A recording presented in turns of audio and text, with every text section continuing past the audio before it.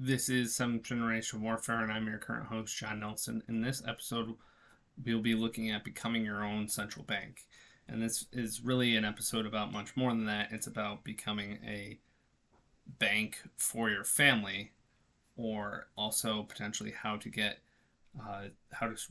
start a gold standard one family at a time, or how to financially aid your family when you are financially sound. So let's get into it. There is a concept on the internet that I've heard a lot, and it's really, I think, just more of a catchphrase, and that is become your own central bank. I tried to look into this, and I couldn't really find what people meant by it. It seems to be said by people who want to sell you precious metals, and so I think since people correlate central banks as having gold holdings, and somehow it sounds good to stack a lot of gold, and the people selling it to you want you to stack that. So correct me if I'm wrong, leave some comments, but it seems like a shallow slogan, with no real practical advice behind it. So what are the problems with just trying to become one's own central bank? Well, first, one should get out of debt. And even if, from a purely financial perspective, you can carry debt and it's a financially wise thing to do from a dollar perspective, the point is that having debt is a form of bondage. Bondage is a form of slavery. So I think that's why it's called a bond, like a treasury bond or any kind of bond of debt. It's a form of slavery. And when you are out of debt, you are not beholden to anyone else. And even if when you are in debt, if you're confident you can service that debt, how confident can you really be? Can you really be entirely sure that you will be able to service that debt? And I don't know. I personally don't feel comfortable with debt. So if I go into debt to make a large purchase, I seek to pay it off as quickly as possible. So in that event, if you are out of debt and you want to become your own central bank, perhaps you start stacking gold in order to cover future expenses. And the best case scenario is you never take on more debt than you have precious metals or other assets that you could sell to cover whatever that debt is. And that's best case scenario. But if that asset that you would be selling off is gold, does this really benefit you financially? Well, say you got out of debt, you paid off your mortgage, you paid off your cars, and you started saving, in gold, trying to become your own central bank. And you acquired, say, $40,000 in precious metals, and you went and it was time to get a new family car, and you purchased a family car for $30,000. Do you sell the precious metals for $30,000 in order to not take a loan on that car? Well, that might not be the best financial decision either.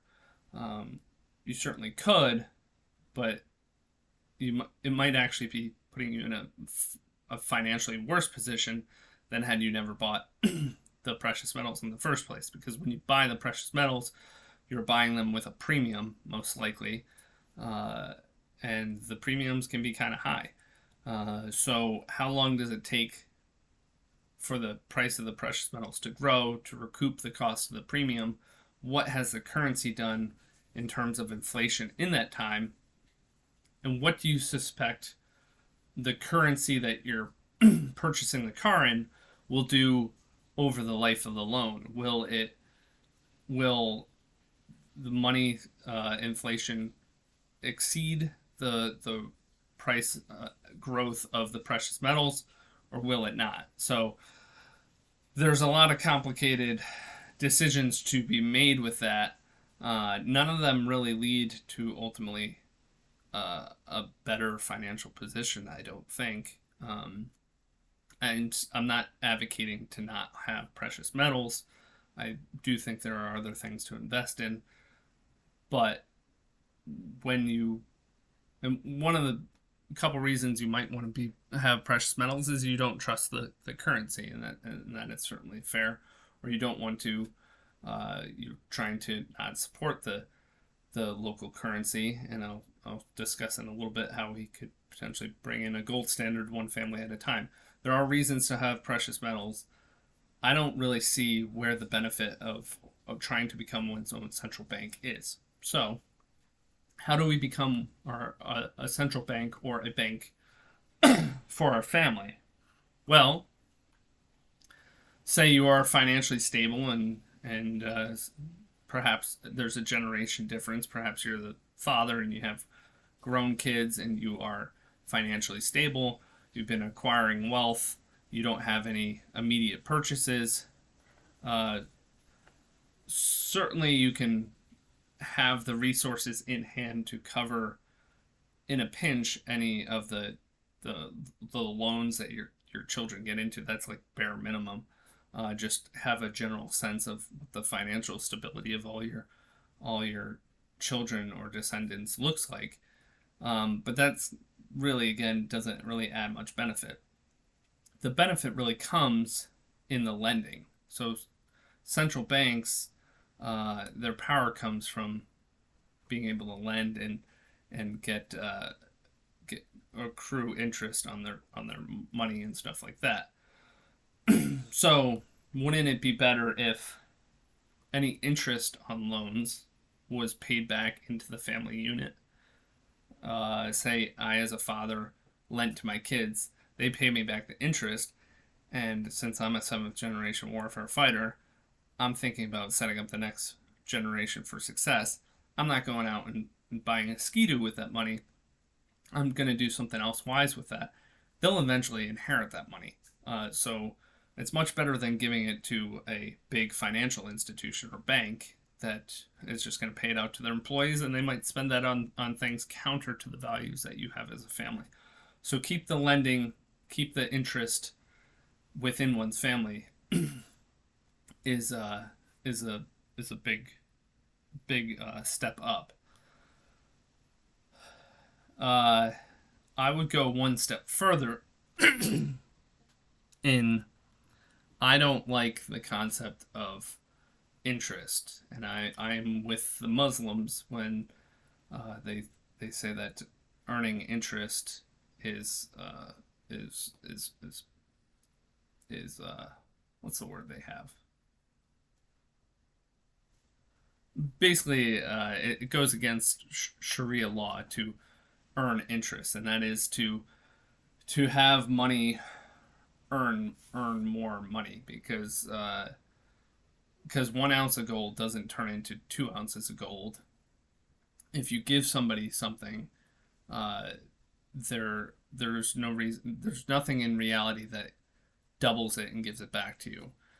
In the West, we think that it's the cost of money. You know, if I'm giving my money to you, it limits what I can do with the money. Um, but it doesn't necessarily, there's no, I'll have to do another video on that because I'm a little not brushed up on it as I should be. The point is the Muslims have a concept called halal mortgages, or halal lending. Halal is like their form of kosher. And so we'll give an example. Say you were buying a house for $100,000, whereas in a normal bank you might put down 20% or $20,000. Instead of the bank giving you 80,000, you paying them interest over the course of the 30-year loan, you might actually pay the bank $160,000 for the $80,000 you borrowed. Uh, and if you default at any point, they might take your house even and take all that equity that you put in. A halal mortgage, you would pay me the $80,000. We'd be basically buying the property together. We'd be paying it essentially cash, no institution involved here. Therefore, I have the same interest in you. If we lose the property, we lose it together. We both lose. So our interests are aligned to make a good investment. Now, you have 20% equity in the property. I have 80% equity in the property. Your goal is to pay me back my 80% equity, or $80,000 in this case. However, since you are going to be living in it and exercising complete possession of the property, you are essentially becoming a leasee or a renter of the property, or of 80% of the property. Since you hold 20% equity and I own 80% equity, you are renting the 80% equity from me. So we would come to an agreement, probably based on what rental properties in the area look like, what a going rate for this style home would be, and you would pay me 80% of that. Now, as you pay back the equity, say at some point you pay me $30,000. Now we're both into the property for $50,000 each. You'd be paying me 50% of the rental cost. And so, in a sense, depending on numbers, it can work out better or worse than a traditional mortgage. But the point is that there's a reason for everything that's happening.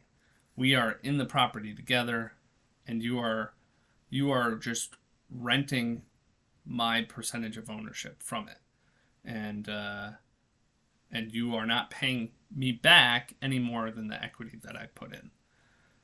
So if you pay it back fast, good for you, and it's also good for me because it frees up my money again. I can get my money, but the whole time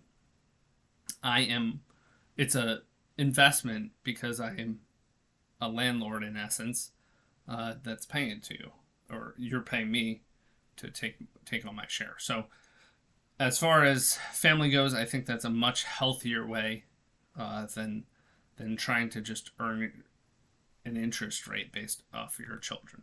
So if you have the resources to do it, I would look into halal mortgages.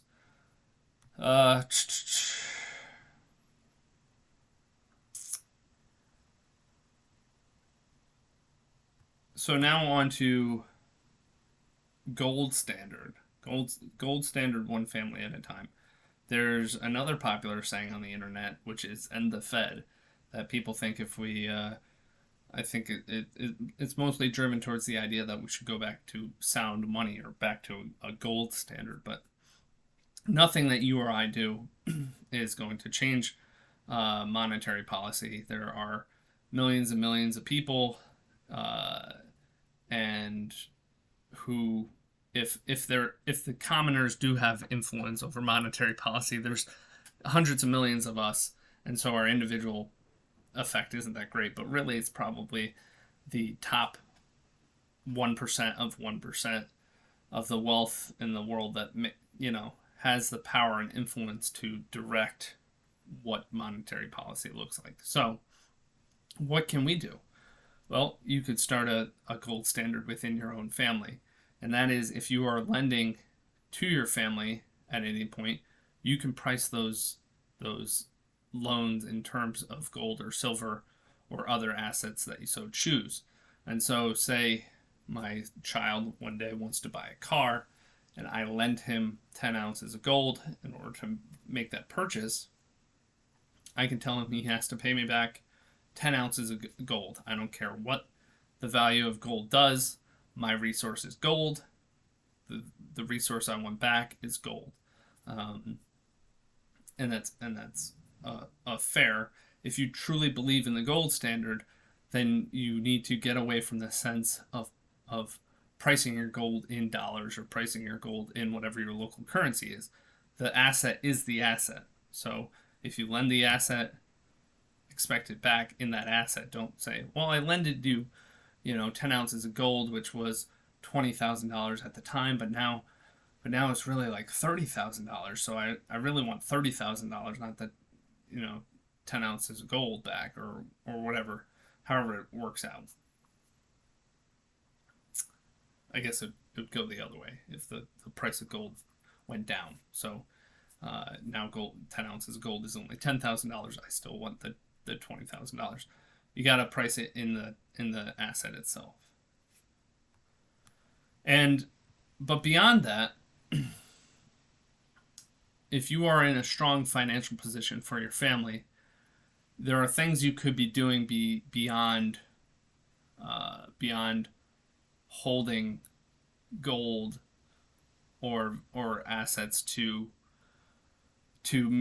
just lend out. And one thing you can do is basically have a real estate investment trust or some similar type of structure for your family. And so if you are able to buy an investment property on your own, or if you're pretty close, you can set up a REIT, a real estate investment trust, amongst your family members and ask others to contribute. So say I had the ability to pay for 60% of an investment property, and say I had 4 kids, and each of them were able to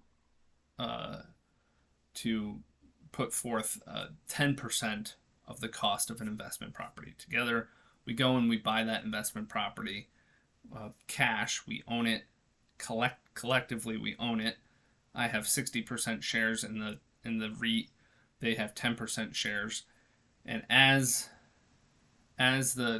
we rent it, and as income starts coming in, everyone could take their profit to fund their lifestyle, or they could reinvest it into the REIT. And we'd be investing into the real estate investment trust in order to acquire another property.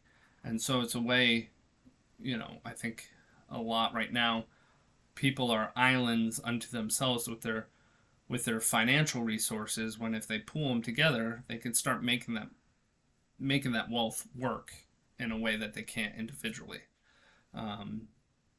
So my personal dream is to build a real estate empire for me and however many children I end up with, that perhaps one day we'll just be servicing real estate and managing real estate as a profession, or maybe it will just be a side hustle, and we'll just gain financial wealth that way. The point being is there are many of things we can do financially, especially if we are in a position of financial wealth. Especially the older you are, the more resources you have acquired, the more things you can do to help your family.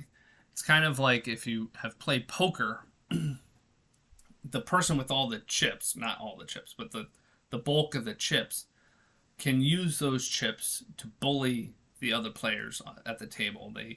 They put in a large amount of chips to scare other people that, maybe I don't want to go in on this hand, because if I go in on this hand up against that, I'm out of the game. So I'll just back out and wait for a better hand. That's how you bully somebody with poker chips. In this instance, we're talking about the person with all the chips, or the majority of the chips, using those chips to benefit the other people. It's saying, here's my wealth. Come and we'll find a mutual way to help each other, and I can bring you along with my wealth. I think it's there's a lot of wonderful things you can do for your family if you are financially sound. So I guess first get financially sound, get out of debt, start saving. But once you get there, there's really no limit to how you can help your family. And I hope I shared a few of those ways in this video. I'm sure I missed something. Let me know in comments if you have any other great ideas that come along with this. But thank you for watching. This is 7th Generation Warfare. I'm your current host, John Nelson, and this episode was titled Becoming Your Own Central Bank, but it was also about starting a gold standard one family at a time, lending to family, and starting family REITs.